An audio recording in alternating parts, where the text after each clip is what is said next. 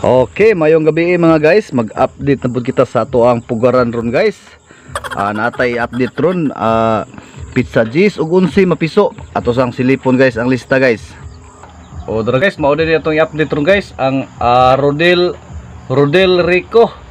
Number ni siya nga tatak guys. Unya pagkandol na to, unom ni siya kabuok pagkandol na to.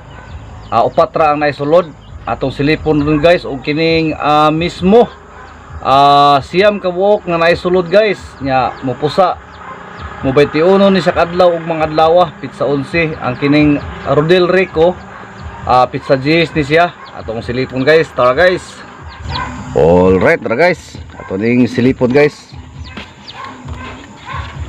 Shout out guys sa tagiya Rodel Rico og mismo tatak mismo. Alright. Ari ta mag-una sa Rodel Rico. Daraut bay 21 na ron kadlaw imo bay ang upat ka buok bay. Ang napusa kay kini duha ka buok. Unya ang usa wala siya mo magtik-tik.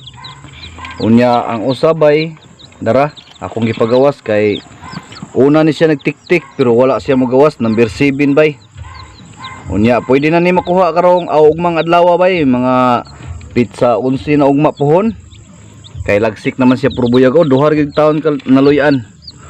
Og arita sa mismo guys, mismo tatak mismo. Dara sa iyang siyam ka buok. Napusa gid taon ang tanan. 1 2 3 4 5 6 7 8 9 darang usa. Alright. DIY nga kuan ra ni guys, DIY nga incubator styrofoam. Ang sudlanan sa tuloy guys, magamit yun. Alright, daghang salamat part Rodel, shout out nimo dia part. Ipalihog lang kog ingon ni sangay nimo part nga napusa na iya ang upat ka buok nga naisulod. Unya duha mo'y nakaluyan.